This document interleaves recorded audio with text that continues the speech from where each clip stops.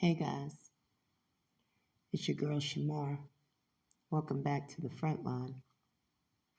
You know, guys, it dawned on me today.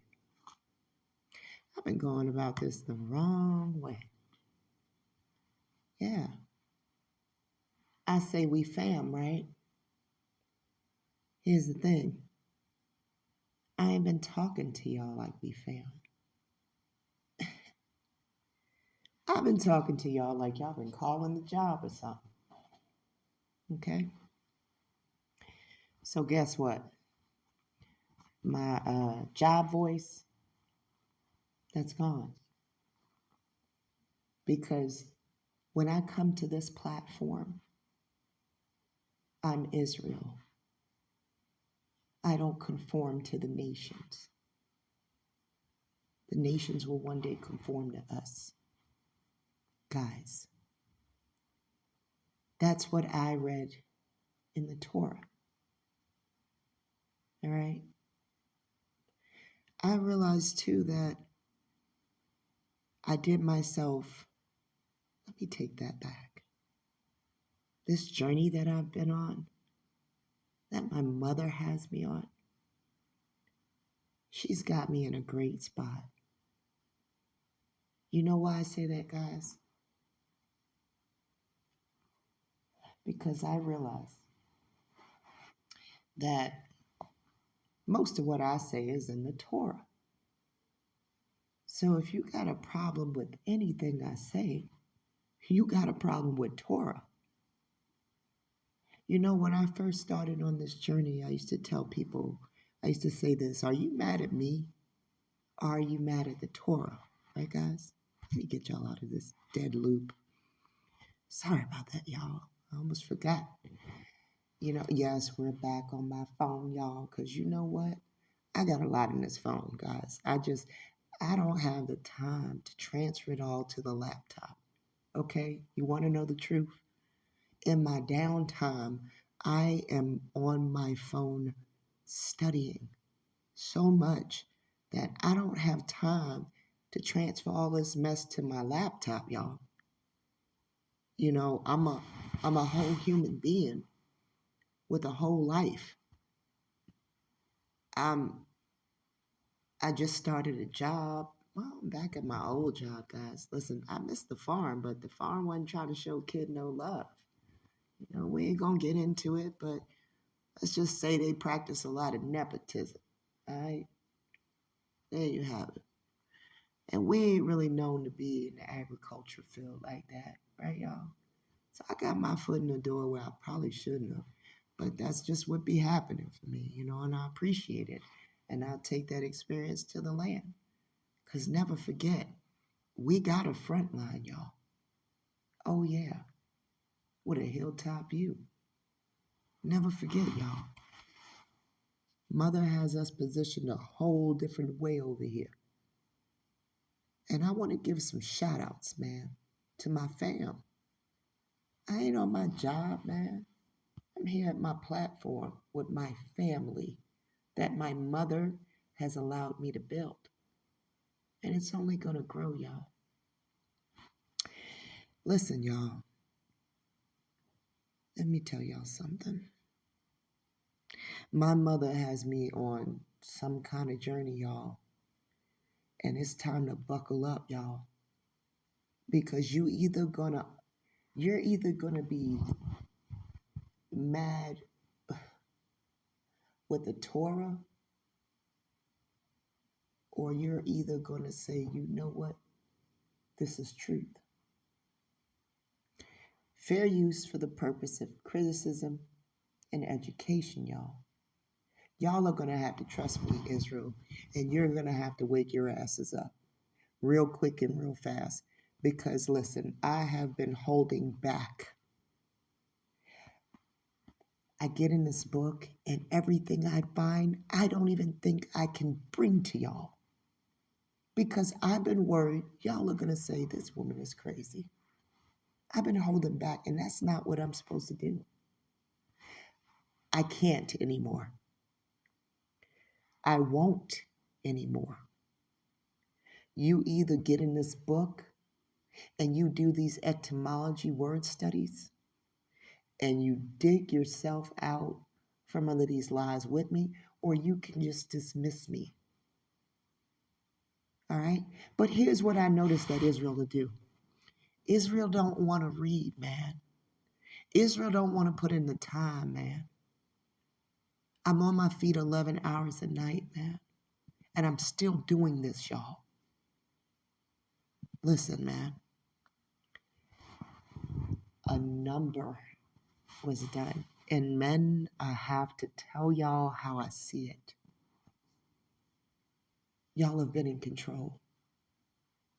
So if anything was hidden, who did it? Let me tell you something here.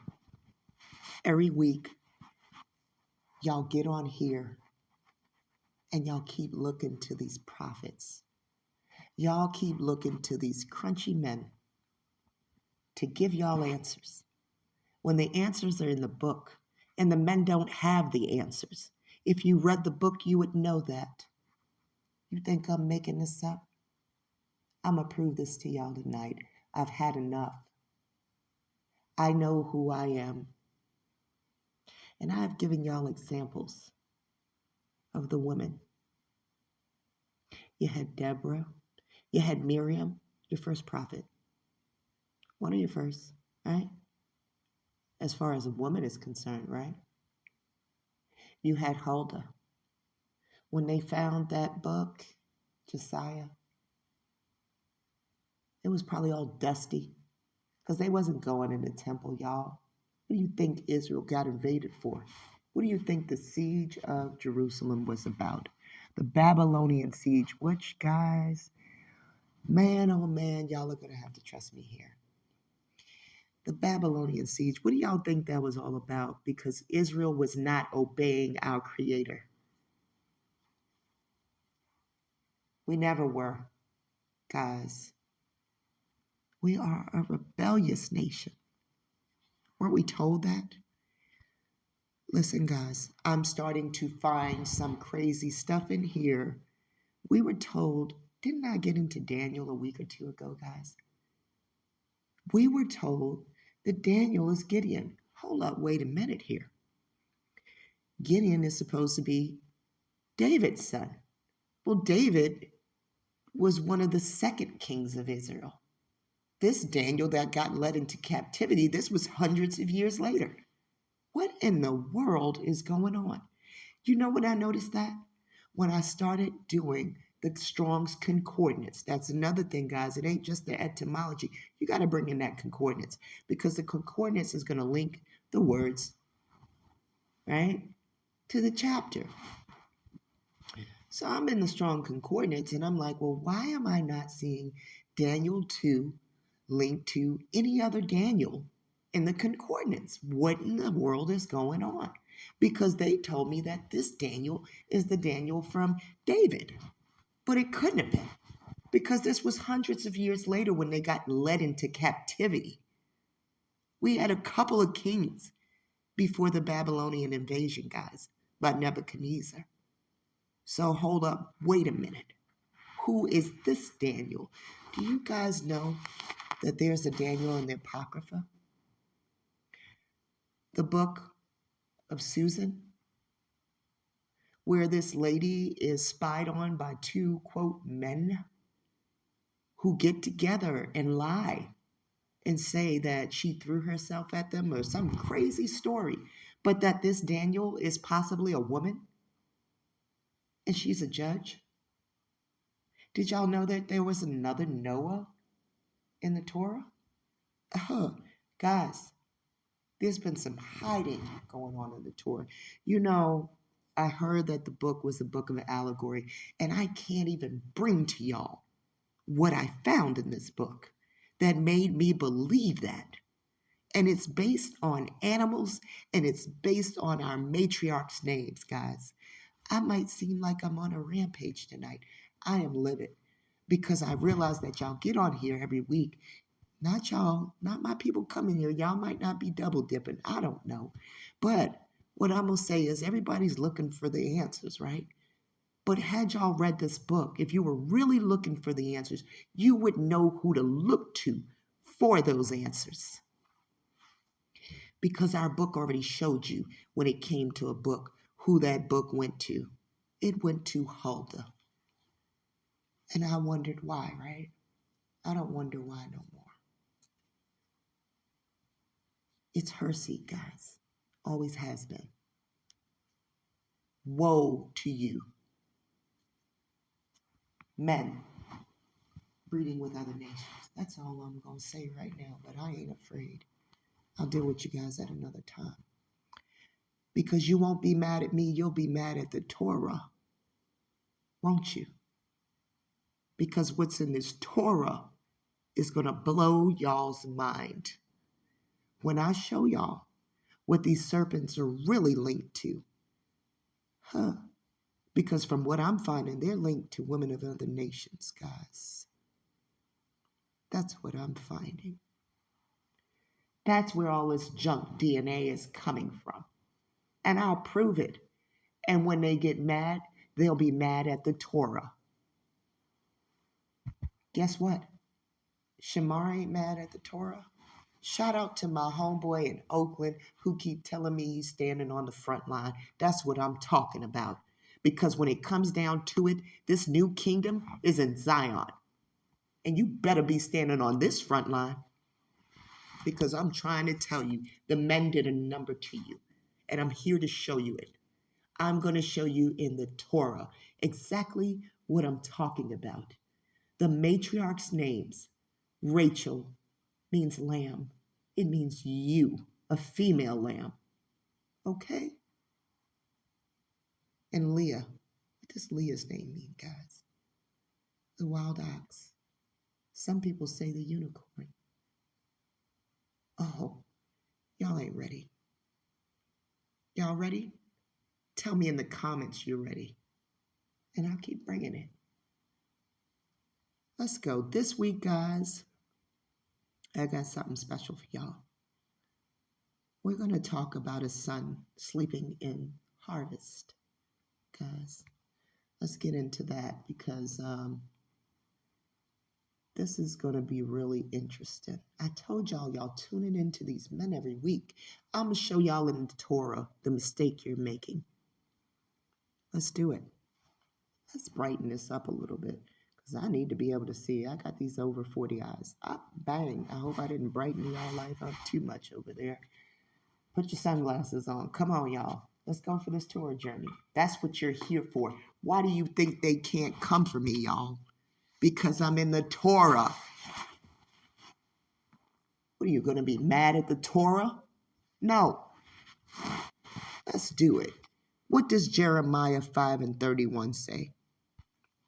The prophets, dang, I came in all strong and messed up right at the gate.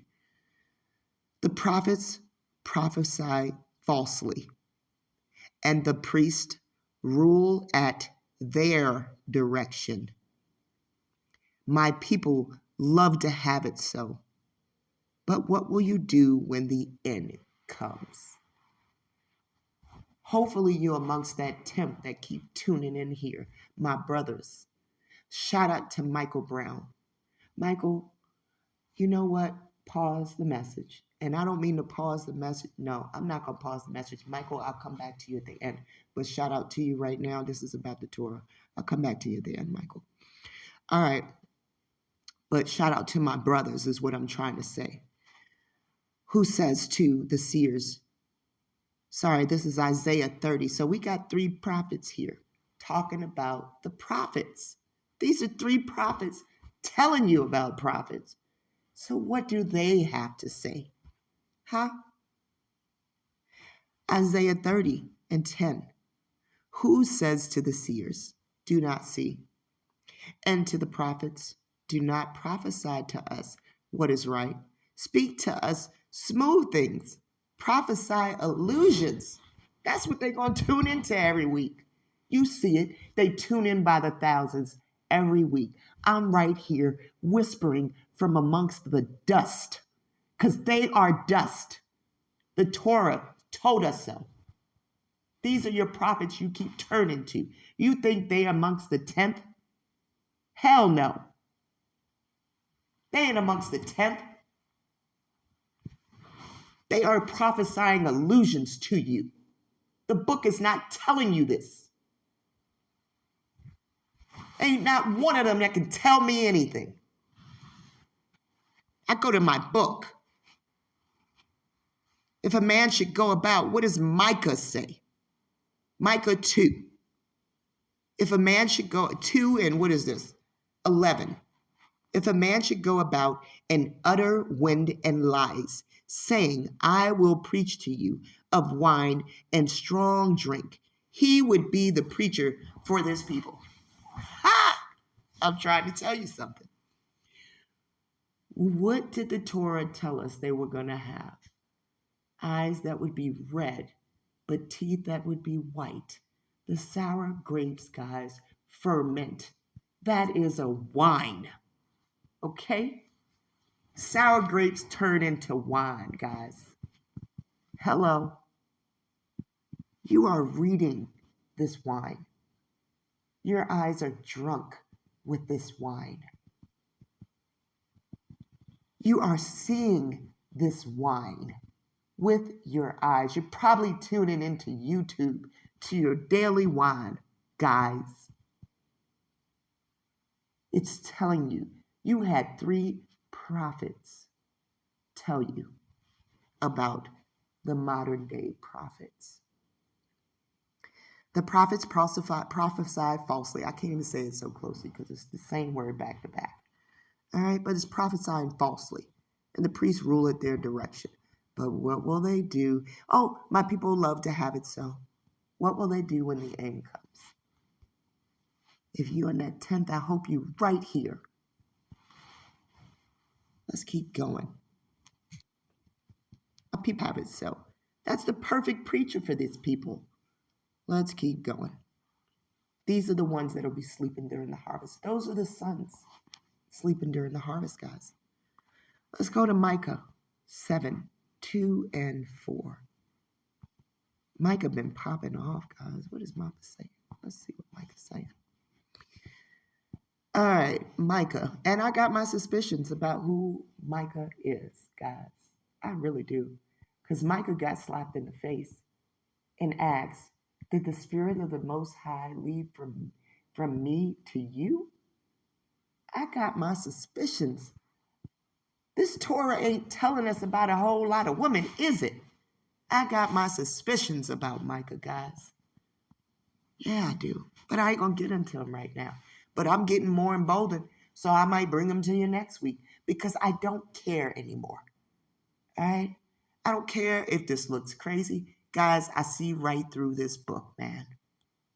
They hid the hand. And then when I show you the hidden hand, you're going to be bugging. Because I saw crusty-ass Aesop with his hidden hand in a picture, and it reminded me of a lot of this Illuminati crap that came from Solomon. And I see right through it. Wait till you see who the hand was, man. I ain't going to spoil it for y'all. But I'm telling you, it ain't what you think it is. The hidden hand. The stone. Man, listen, I'm going to keep on going. Let's keep on going. The good man is perished out of the earth. Listen, guys, before I start this is not the 10th, guys. This is not my men, my brothers that are tuning in. All right, guys, that Micah is speaking to. Let's keep going. The good man is perished out of the earth, and there is none upright among men. They all lie in wait for blood. They hunt every man his brother with a net, that they may do evil with both hands earnestly. The prince asketh, and the judge asketh for a reward. And the great man, he uttereth his mischievous desire. So they wrap it up. The best of them is as a briar. The most upright is sharper than a thorn's hedge. The day of thy watchmen and thy visitation cometh. now shall be their perplexity. I ain't perplexed. Huh? Not on this front line. I am not perplexed at all at what happened. You let the oppressor come in here and flip your world upside down. The northern kingdom was ran by the woman. Okay? You had judges. You had Shira building cities. Beth Hebron, the upper and lower pools were built by Shira. They made a cartoon out of her, didn't they? Shira. Yeah, they don't want to tell the secret. The northern kingdom was ran by the women, guys. I'm going to prove it to y'all. I'm going to have fun. When I say it was ran by the women, let me be clear.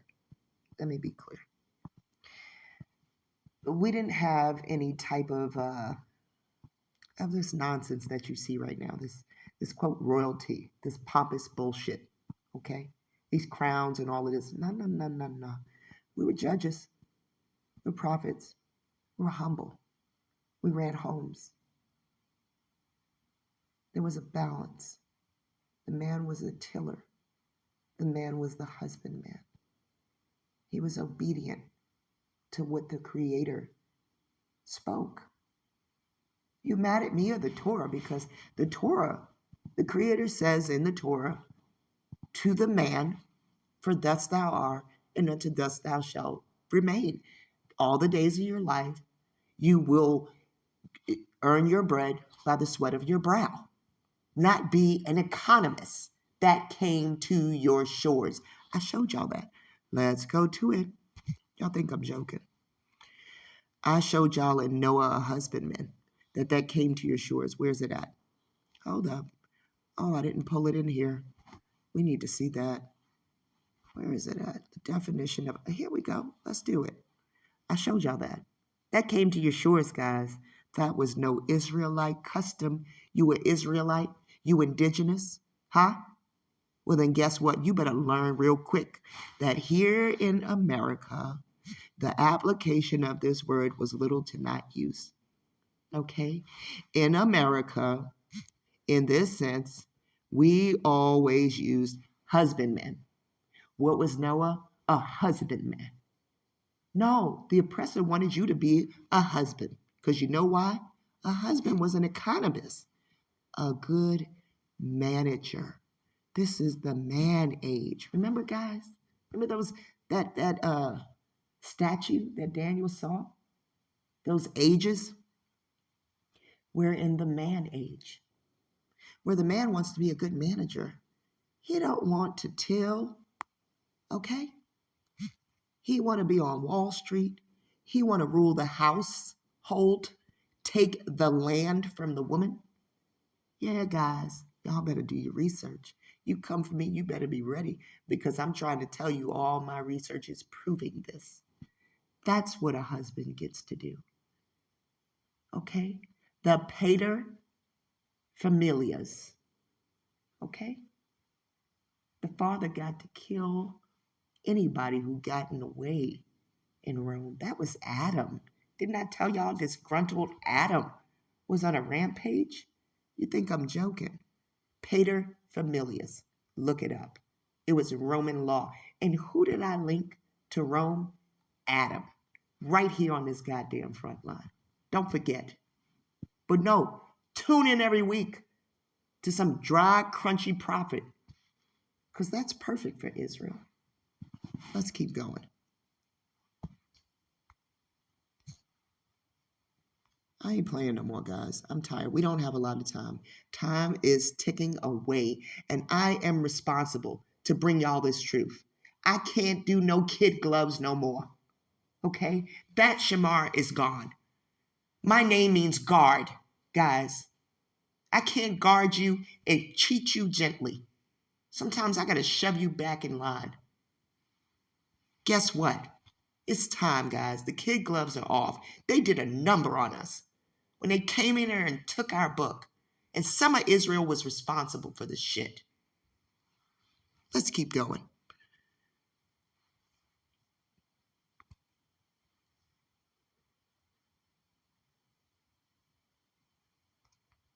What does Scripture teach about the office of prophet and the gift of prophecy?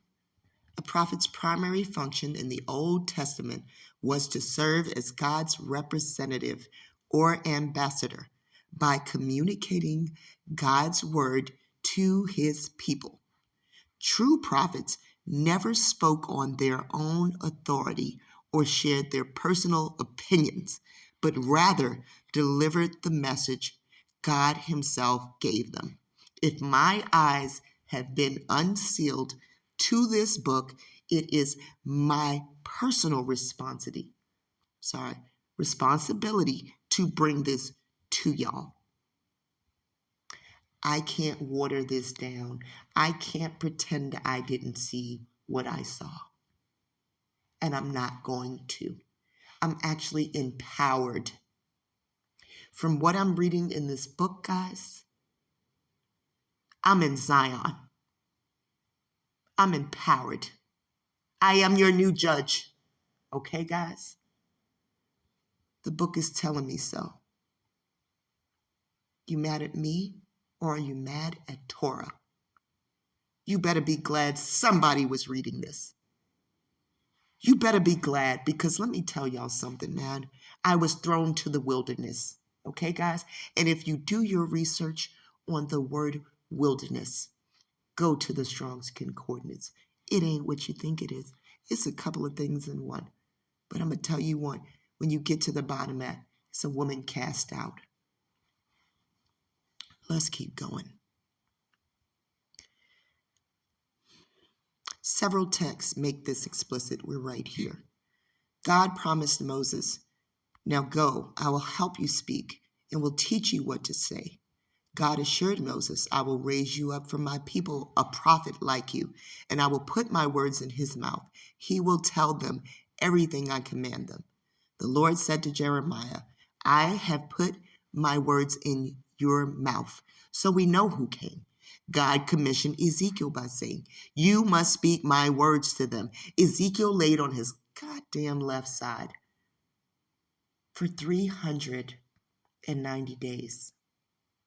Guys, 390 days. We're going to get to that.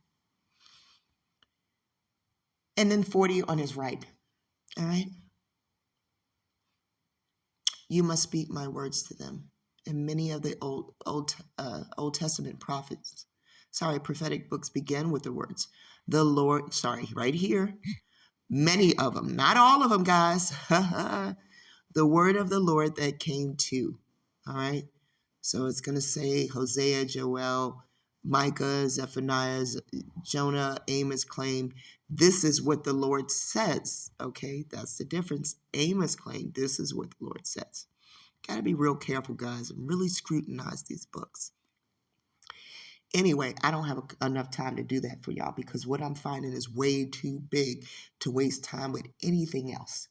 Y'all are just going to have to trust me or get the hell out of here. Point blank. And when I say trust me, take what I'm finding, read it for yourself, pray for this guidance, and come back to me and tell me I'm lying. You're not going to.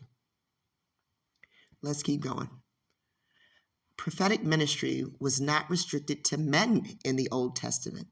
However, Moses' sister Miriam, right here, guys. Who is Miriam? Miriam is the mother of Joshua. Okay, guys? The well followed Miriam, the water, for 40 years. It followed Miriam. Didn't Moses have to go talk to a rock to get water? Guys, y'all better catch on real quick. They hit a lot in this Torah. The references to bulls, there's references to trees, there's references to a whole lot in this Torah that is not a reference it's not a reference to that animal or that rock. It's like a reference to the characteristic in that person, guys. I don't know how to explain it to you. I'm still trying to get my full clarity on why that is. Even the cedars of Lebanon, guys, I'm not feeling like those are trees, guys. All right? That's all I got to say. That's not sounding like trees to me. Let's keep going. Miriam is called a prophet, as are Deborah, right? Deborah's a prophet and a judge, and Huldah, right, guys? We occasionally read groups or bands of prophets ministering in Israel, referred to as the company of prophets. The Bible doesn't explain how the word of the Lord came to a prophet, although, in addition to the audible and internal voice of God, there are a number of instances which the Lord reveals his will through visions, right? And typically that happens to who? The men, right? That doesn't usually happen to the women. The women usually seemed like they have an understanding of the law, I guess. Right, because the lawgiver right now is coming out of Judah. Huh, ain't it? Ain't that what the Torah said? Until Shiloh comes, the rightful ruler? Y'all better catch up real quick. This is all in Torah, y'all. All right? Prophetic ministry was not restricted to men. Oh, we read that already. Let's keep going. We're down here. The divine inspiration and authority of the old-time prophetic voice is nowhere more clearly affirmed. Oh, they about to hit us with some hijacks. Sorry, y'all, and I got all loud with that. That's 2 Peter. Let's keep moving. God's mouthpiece. Those who claim to speak to God were held to a strict standard of judgment. Even should an alleged prophet perform a sign or wonder or accurately predict the future, if he says, let us follow other gods, let us worship them. Deuteronomy 13:2, he is to be rejected. Likewise, if the word he speaks does not take place or come true, that is a message the Lord has not spoken. Now, you can hang your hat on this. You can hang your hat on the YDF. You can hang your hat on that.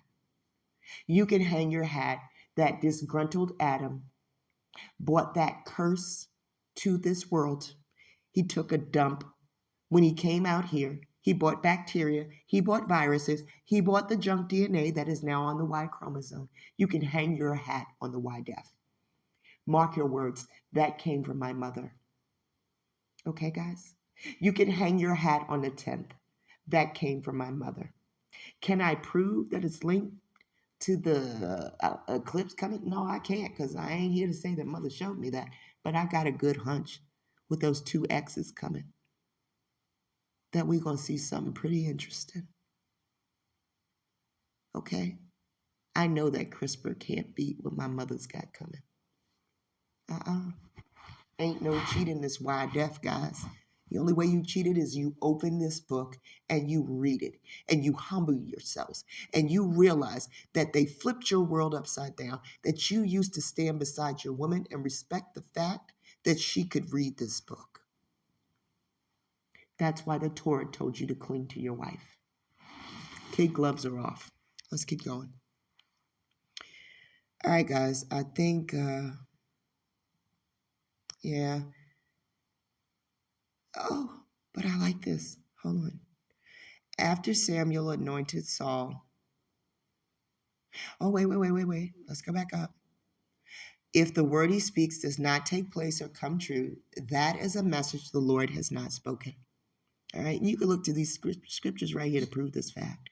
They provided a lot of scripture for us to prove that. All right. The punishment for speaking falsely in God's name was death. After Samuel anointed Saul throughout the time of Israel's monarchy. Right, guys? This is why the slap in the face came. I wonder about Samuel, y'all. You know, because Samuel actually, Hebrew name is Shemuel.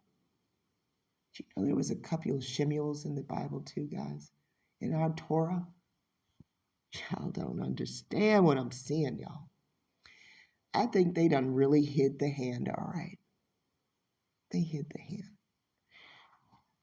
I'm going to show y'all briefly. In the 8th century, let's keep going. No, we're not there. After Samuel anointed Saul, we're right here. And throughout the time of Israel's monarchy, prophets largely advised the king, delivering words of warning, divine guidance, and encouragement. Yeah, they would tell the prophets would tell the king their illusions, right, guys? That's why Micah got slapped in the face, because they're going to tell you Micah's a guy, but I question that. Micah got slapped in the face because Micah told the king everything that other prophets were not telling the king. He didn't want to go see Micah. There was a few female prophets that they told you outright. Who was it? The king said, I don't want to go see her. She never tells me anything I want to hear. I'm going to have to dig on that one for y'all. It's right there in the Torah, y'all. They hid their hand, all right. Throughout the time of Israel's monarchy, prophets largely, advised the king, right? They gave him words of encouragement. Nathan's well-known rebuke against David for his adulterous relationship with Bathsheba and his complacency in the death of her husband is a case point, right? And I think Nathan was so gentle because they don't want to remind you that Nathan was one of his children. All right, guys. In the 8th century BC, the focus of the prophet's message turned more to the people at large. It would be a mistake to think of the prophets in the OT as only predicting the future. Their primary role was to make known the holiness of God and the covenant obligations, to denounce injustice, idolatry, and empty ritualism. I'm going to say it again. Empty ritualism, guys. And a call to God's covenant people, Israel, to repentance and faithfulness. In the period leading up to the exile and Judah's deportation to Babylon in the 6th century BC, the prophets often delivered messages denouncing rampant social injustice and the oppression of the poor. That is exactly what people that were sent by the Creator would do. All right?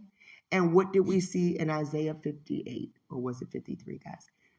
The true Sabbath. Y'all know the one. We saw that you were supposed to take care of the poor. So, of course, the true prophets spoke about the poor and injustice and oppression. Okay? In the post-exilic period, the prophets turned their attention more specifically to the promise of national renewal and the spiritual blessings that come with trusting God and obeying his will. Trusting God, trusting your creator, and not these kings, not this monarchy. Being a mouthpiece for the word of the Lord was often a dangerous calling. People frequently mocked, rejected, persecuted, and even killed God's prophets.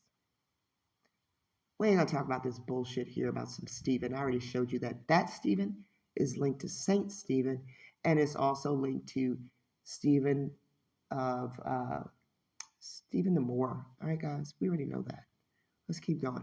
We ain't going to keep going because now it's getting a New Testament prophecy, and we don't care about that. I brought y'all here to show y'all these 3 women, though, right? They keep trying to hide the hand, guys. Who's the hand? Who's the hand? They're going to be perplexed in the end, though, won't they? When only 1/10 of the men are left. And these women, it's a kingdom of women, guys, coming. Y'all going to laugh. You can laugh. You can laugh. That's what I see. That's what I have been privileged to see. Privileged to be a part of.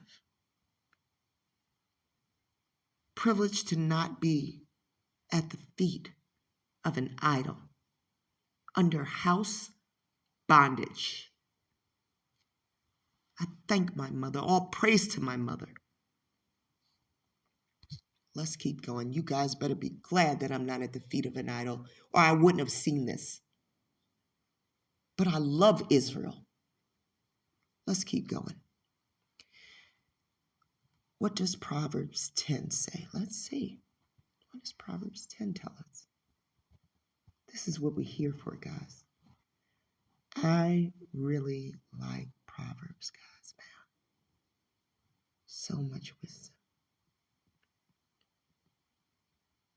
I say that again. I say it differently. I love wisdom, guys. He that gathereth in summer is a wise son, but he that sleepeth in harvest is a son that causeth shame. I hope that you're a son gathering in the summer as a wise son. You need to be gathering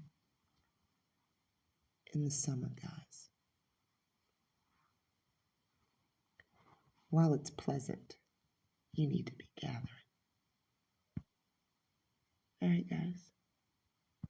Don't you be a son sleeping in the harvest.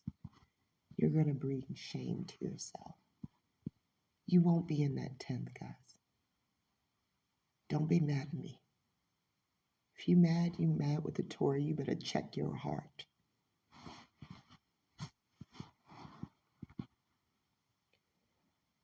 Y'all don't believe me, right? I showed y'all what a husband was. Let's get into the etymology of this wedding, because you know what, guys? Me and Universe were talking, right, guys? And I was actually talking to Universe's daughter. That's my niece. She's been holding me down. My niece and I, too, were having a conversation. And we all came to this conclusion that I've been right about the conception being the marriage, guys. Because only in marriage do you become one flesh. That only happens in conception, guys. The child that you guys create is your one flesh, guys. You're married when you conceive. So what is this paper that they brought to your shores, guys? Why did the pater familias come to your shores? Guys, when I did the etymology of the word wedding, it threw me for a loop. Check this out. The etymology of the word is the word's origin. It illustrates how the word's spelling and meaning have changed over time. Weddings have been around for as long as society has. Weddings were originally used as a way to secure alliances between families. Didn't I tell y'all that shit with Solomon? Didn't I? I like when this type of stuff is in here. I'm sorry, it caught me off guard. I didn't mean to hit y'all so hard with that one. But I told y'all that what Solomon was doing was actually building alliances, didn't I? This thing will not highlight this word for me. But y'all see that word, alliances. But they've now transformed into celebrations of love and togetherness. And house bondage, guys. That's what it really is. All right? Husband, house, bond. Let's keep going. You want to know why you're in bondage, ladies? You want to know why you're going to be crying and what that great forsaking is? That's that why death. You can hang your hat on that. My mother showed me that. Weddings have been around as long as society has. Weddings were originally used. Oh, we already read that. I lose track sometimes, guys. Stay with me. We look up the etymology of the most common wedding words because we were curious about their origins and how they've been come to use in the way they use today. Weddings stems from the Old English word wed dung. Guys, right here. Look at that. I hope this is clear on this phone because I ain't got time for no blurry screen today. I need y'all to see that very clearly. Wed dung. It's spelled Weddung.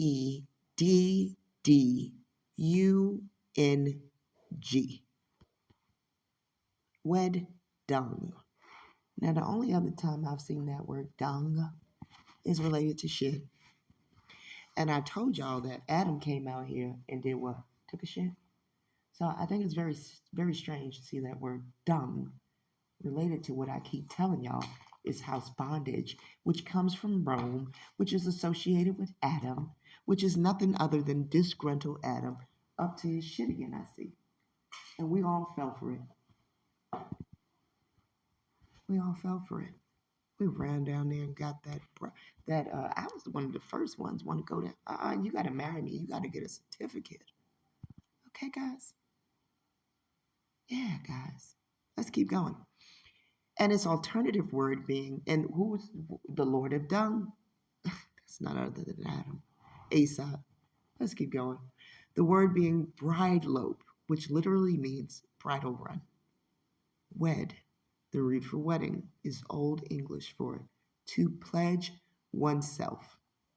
Ladies, here is your idol. To pledge oneself, guys. Let me be clear. I got a few of my good followers listening that have hubbies. I ain't telling you to leave your husband. The Creator is going to strike you dead. This is not, I ain't saying none of that. I am telling you what our oppressor did when they came in here. If you have a mate that you are at home with and you have that paper, you got that paper. All right. We all did it. I did it before I knew what it was. Hopefully your hubby is tuned in with you. Your hubby respects that you was once the chief. That's all I'm hoping for, guys. I ain't telling you to leave your husband or nothing crazy, okay, guys? At all. But what I'm telling you is they flipped Israel upside down. We got to get back to the way we were. That's all I know. Okay? You hear mother telling you something, you better listen to mother. I ain't here. If you're tuned in, I think you got a pretty good relationship with mother. You better listen to your mama. But if you at home with a house bonder, you know what I'm talking about, ladies. You at home with an alleged Kiki Palmer situation going on, then maybe you do need to leave that. I ain't here to tell you you need to be at the foot of nobody ruling over you like that, because that's not what the Creator said. That's all I'm going to say. You mad at me or Torah? Because I done proved to you that a husband, when it was said to Adam, was a negative thing. It was talking about this pater familias, BS, like the other nations had. And this is why Israel wanted a king and got a log. Then they got a crane. Remember what Aesop told us? Let's keep going, guys. All right, it's a pledge to somebody. All right. A wedding has been and always will be a pledge to somebody, whether it be to a family, to create an alliance, or to your beloved, to love them forever. Nothing's changed there. You better make sure that you ain't pledging to nobody but the Creator, is what I'm saying, guys. You better be pledging to your Creator. You better not expect nobody to pledge to you. What kind of world is this we live in? You need to be dedicated to your Creator. There is no headship, is what I'm telling you guys. This is a constraint that came to our shores, guys, with our oppressor. Bride. Bride comes from the Old English bride, or Proto-Germanic brothers, meaning women being married. Pretty self-explanatory there. You don't say. Groom. Groom comes from the 11th century word groom, meaning male, child, boy, which doesn't exactly translate into what we know groom to mean today. The only similarity is there is a male, not much else. However, a 7th century word, bridegroom, gives us the groom we know and love today. That's a 7th century, hold up. If that's a 17th century word, guys, we just caught the hijack just now and didn't even mean to. Ain't that what the JC supposed to be, the bridegroom? But this is a 17th century word, guys. Let's keep going. gives us the groom we know and love today. It means husband-to-be at a wedding. This is a recent word, guys. This ain't no old word. This came to our shores. What did I tell y'all? The groom part comes from the Old English word guma, meaning man. Bridegroom is the ultimate wedding combo word because it combines man getting married and woman getting married. Sweet, they say. Elope and eloping, the most frowned upon kind of marriage. But it still counts.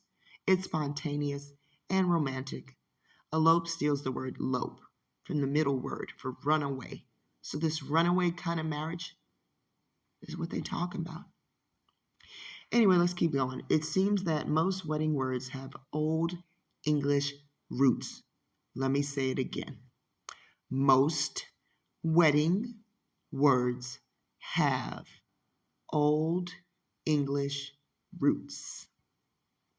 Maybe it's because weddings were really pushed in Old English times to secure bonds between high-ranking families. With so many weddings going on, they needed specific words for what was going on. I really like this freaking article. I really like this article. But it's associated to wet dung, the dung beetle. Guys, you better get it together. Who stands on what side? Guys, first let's read Ezekiel, because we're going to close with something real freaking interesting.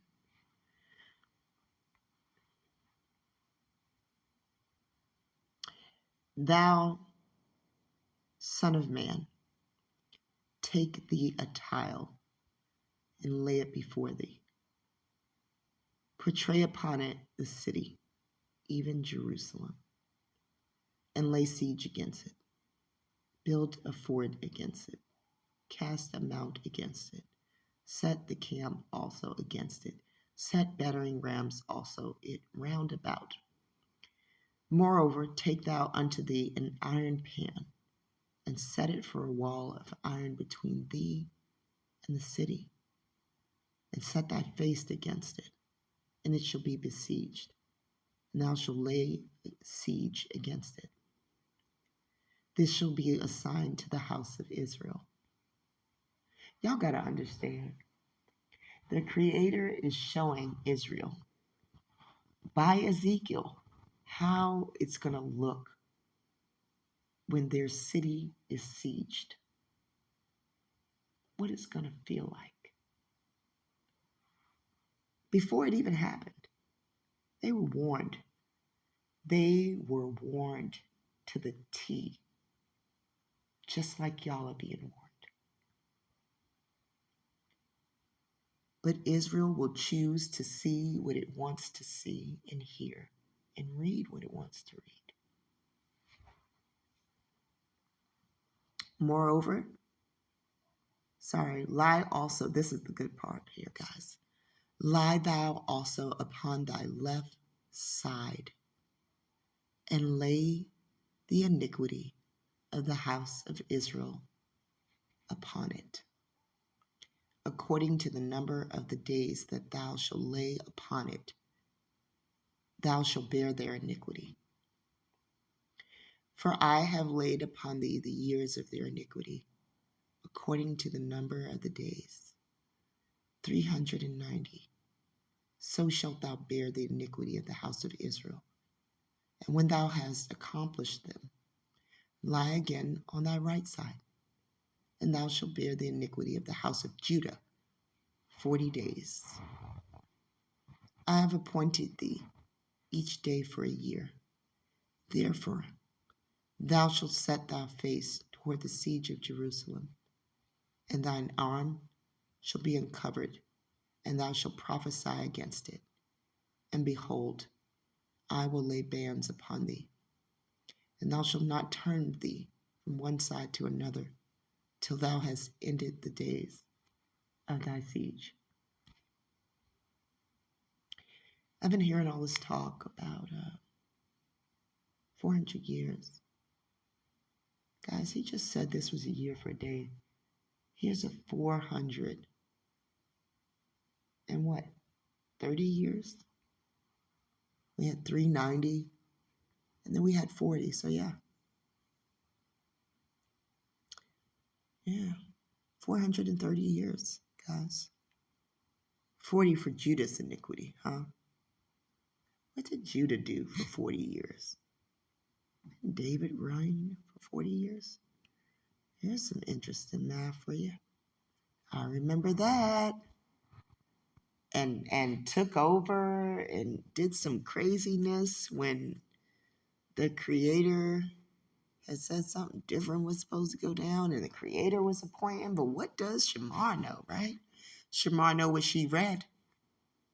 Shamar know what she read. Up to that point, the creator was appointing and anointing. Show me otherwise. Anybody listening? Show me where the creator said, you know what, David? You appoint Solomon. You're not going to see it. Let's keep going. I'm going to show you something here, though. For 390 days, what did Ezekiel do? He laid on his left side. 390 days. Then he laid on his right side. Right? For 40. You want to hear something funny? Judah stood on the right. Who was on the left? I wonder. I want to see something here. Because that got me to thinking. Not only about who stands on the left side in this foolish ceremony, but also it got me to thinking about, like what organs, what's on the left side, left hemisphere of your brain. You got your heart. Did you guys know your heart was more to your left side than your right? But check this out. Loosen the bands too. Remember the bands, guys, because that's kind of important too, right? Ezekiel was going to have his bands loosed. Who stands on what side of the altar? An expert guide.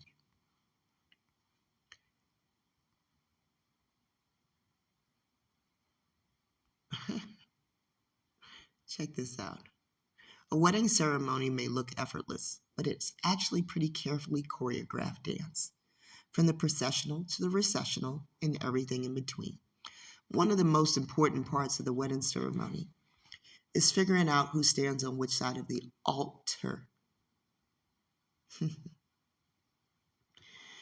Altar, guys. Which side of the altar are you going to stand on? When it comes to the side of the ceremony space a bride stands on, and what side a groom stands on, and in effect, where their respective families will sit. There are certain traditions, but it's really up to a couple and their officiant to decide. And in fact, for many cultures, there's really no right answer, and the couple can stand wherever they like. That's bullshit. We know what we've been seeing. The truth is that what we think of as traditional is often through the lens of a heterosexual Christian wedding. Right here it says, God, I can't brush Christian for nothing. Christian wedding.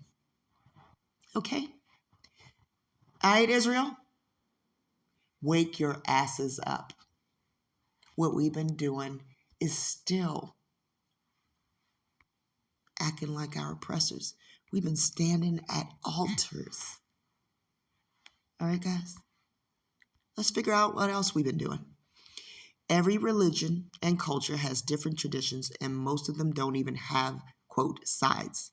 That division seems to be primarily characteristic of Christian ceremonies taking place in a church. All right, guys, let's keep going. We'll go through the answer to who stands on what side at the ceremony question for religions and cultures where there are traditions. But keep in mind that it's your day and you can personalize it.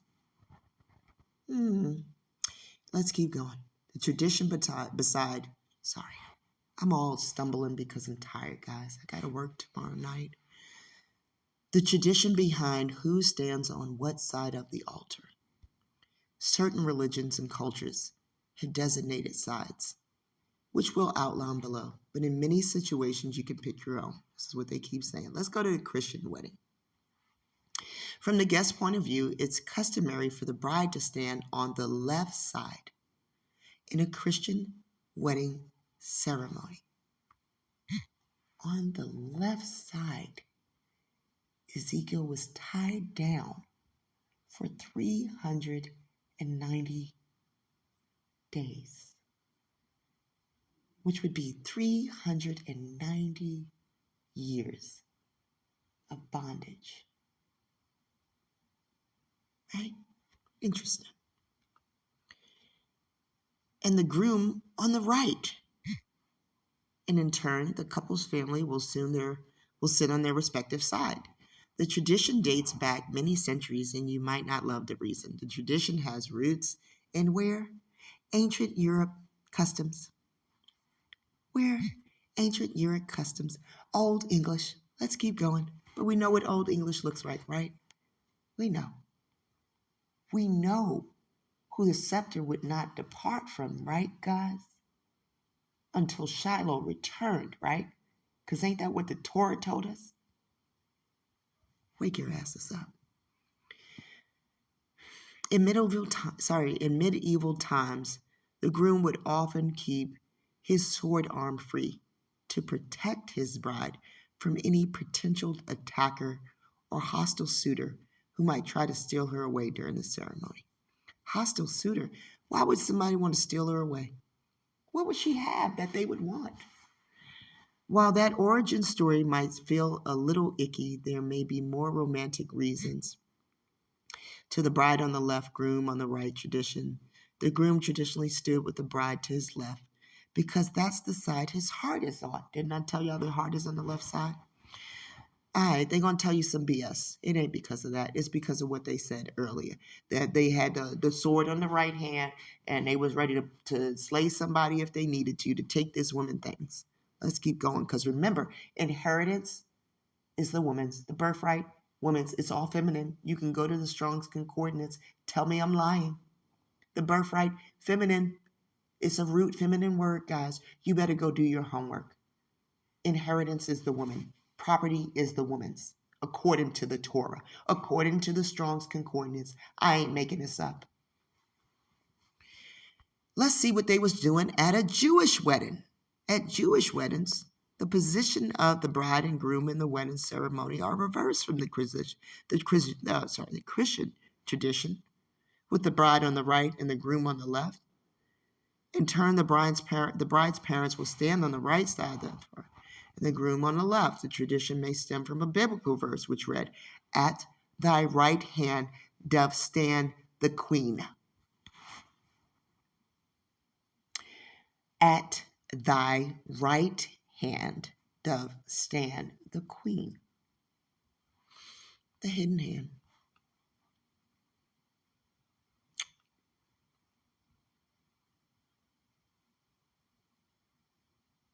At a military wedding. Sounds like the Christian one, don't it? Where one of the marriers is carrying a sword or a saber, the other person may opt to stand on the opposite side of the sharp blade, typically the right. Makes sense. Okay, guys, so I just brought that in just because I wanted to, because I thought it was real strange that Ezekiel was sitting on his left side. All right, guys, and that the Creator said, "And behold, I will lay bands upon thee, and thou shalt not turn thee from one side to another, till thou hast ended the days of thy siege." Woman,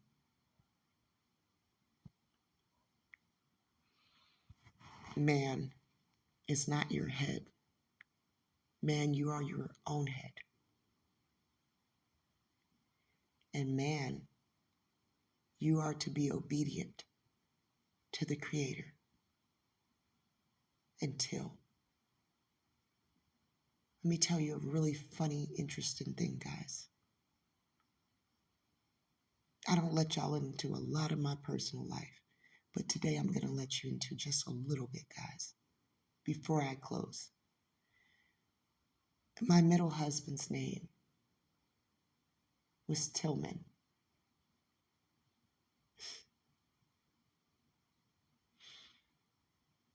my son that I bring into this new kingdom will be a tillman, and maybe one day a husbandman. But he will be obedient. He will be in that 10th. This enmity bruised my heel. My first son won't be in that 10th, guys. I had to bury him. This is his birthday month. He would have been 30 this year. This is a tough month for me, guys. My heel was bruised. This is a tough month. But I'm fighting for you, Israel. You can believe that. As sure as all of these folders are on here and these hidden hands, guys, you won't believe the hidden hands, guys. You won't believe. Look at this photo of Aesop, guys. What is he doing? He's hiding a hand. I see you, Adam. All praise my mother. I see you, Adam. I see a lot. These stones are feminine, guys. Y'all better get with the program. Not the same Daniel, guys. It ain't the same Daniel. Y'all better get with the program. It ain't the same Noah. It ain't the same Samuel. Y'all better figure it out. I'm here to help y'all. The gadfly.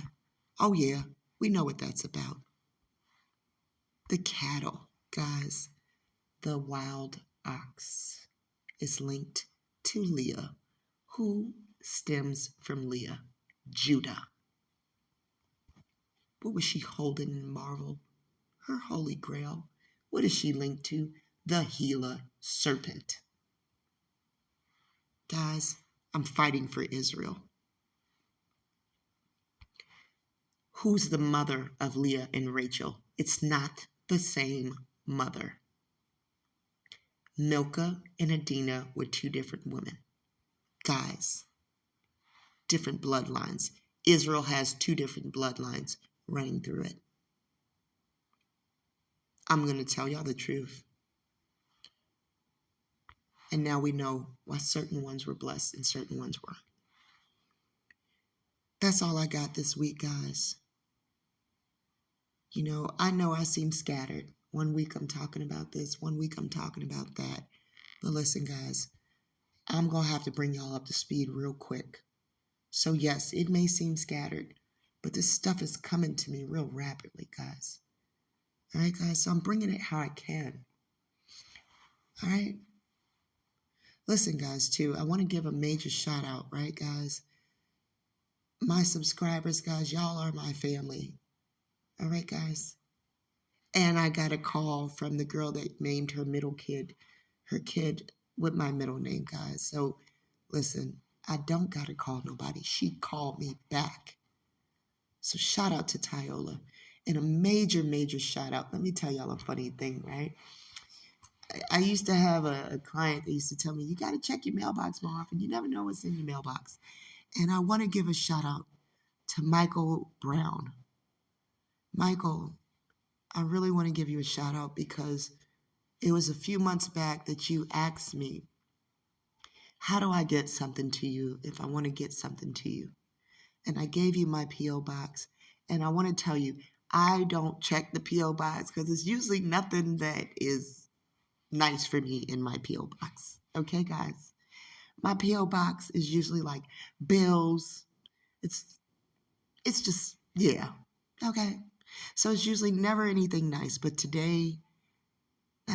yesterday, I opened my mailbox and there was something nice in there for the Frontline from Michael Brown. And Michael Brown, I work. So I know that every penny that I earn is my hard-earned sweat. So I imagine every penny you earn is your hard-earned sweat.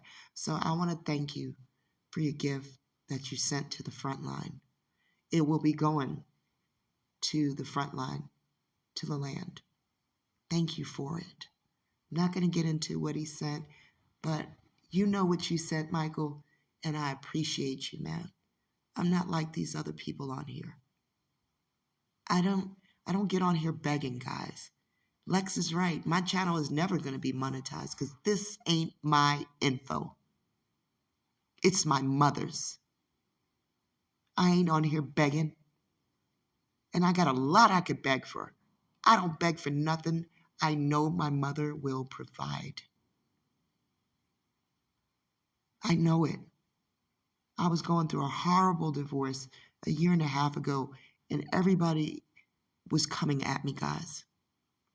I had to get my son to Georgia. I had no idea how I was going to do it, and I had a perfect stranger put $1,000 in my hand, cash, and drop me to the airport with my son, guys. I have land for us. I don't beg. I never will. But if somebody wants to send a gift to the front line, I appreciate it, and I thank you for that, Michael. Major, major shout out to you. Much love to Mimi. I know she's on the road. Much love to KG. Much love to my fam, man. Traded Magic. Listen, it's a few people that check in on me, man, that faithfully, and I appreciate you guys. Much, much love. And this was a little different, but like I said, I ain't at work, and I'm tired of my work voice, man. Y'all either gonna be here or you're not, man. And I think y'all are gonna be here. So much love from the front line, guys. Keep pulling up a chair in this cabin, man. Your chief is here with you. Much love, guys. I'll see you next Sabbath. Take care, guys.